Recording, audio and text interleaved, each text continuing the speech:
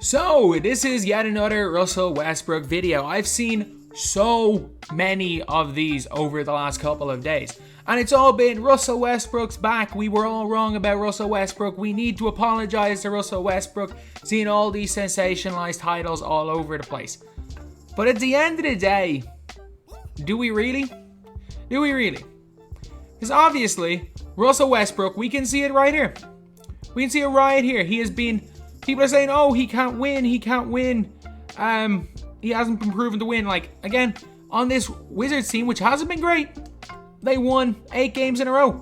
And in fairness to Westbrook, he was positive in every one of these games.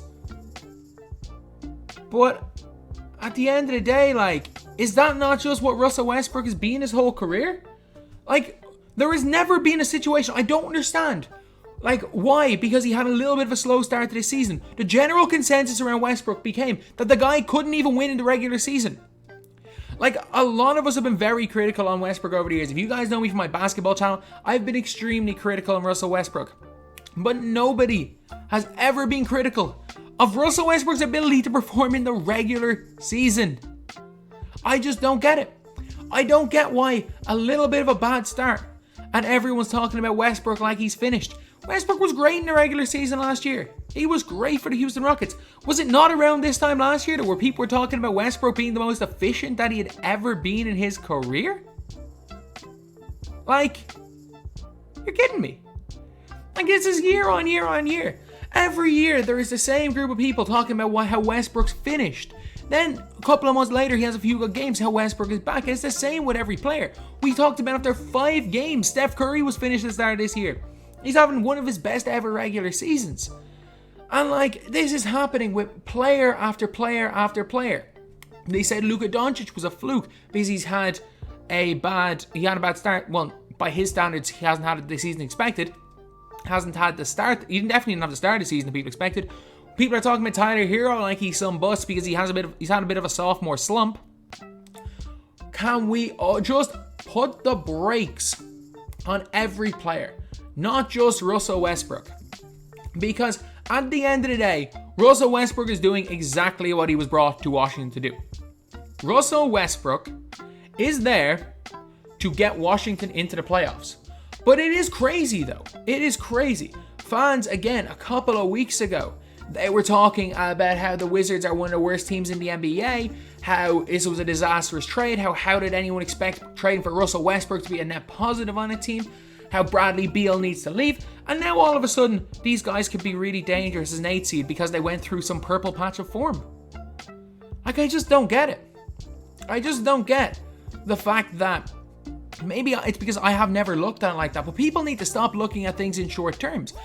Players can go through a bad couple of weeks of play. Like, every player. LeBron has had a few bad weeks. LeBron, even when he came back from injury, did not have a good 18-19 season. And people were already talking about how, oh, X player is better than him. He's no longer the best. Kawhi is the king. Kawhi is the king of LA because they won a regular season game. Can we just calm down? Can we just calm down? Like, the saying goes, maybe it's not used over in the States, but form is temporary, class is permanent. Russell Westbrook, I am one of the most critical people. I've been one of the most critical people of Russell Westbrook. I still, to this day, do not believe you can win a championship with Russell Westbrook as one of your main 2 guys. I don't think you can win a championship with Russell Westbrook. I hope he proves me wrong. But at the end of the day, he's still easily one of the best 15 players of the last 10 years, even from my perspective. Because what he has done, not only has Russell Westbrook been consistently good over the last decade, he's been consistently at the same level, not been the best in terms of his postseason, but regular season, he's been consistently great. He's been consistently great the last decade. But he's also box office. He also works as hard as any player. He's an athletic freak. People will and should pay to go see Russell Westbrook play. The intensity he plays at, the way he plays the game.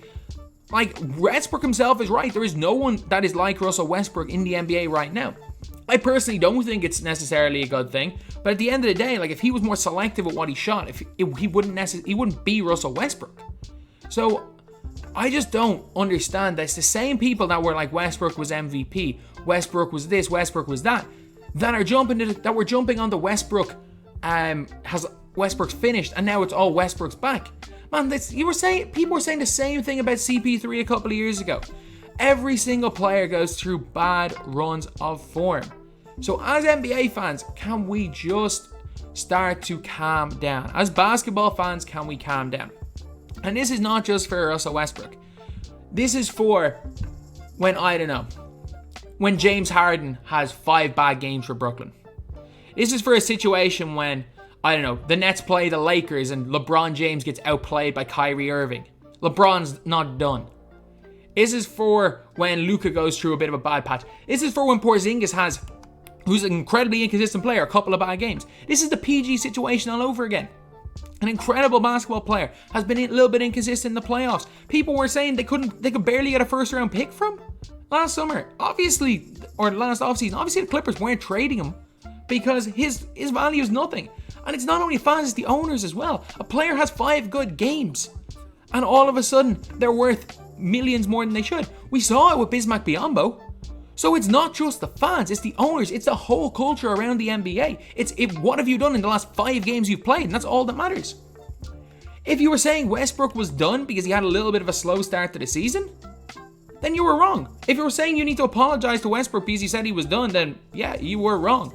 If you were saying that Westbrook is inefficient and you don't believe that the efficiency leads to his inefficiency and his numbers necessarily lead to playoff wins, he might prove us wrong.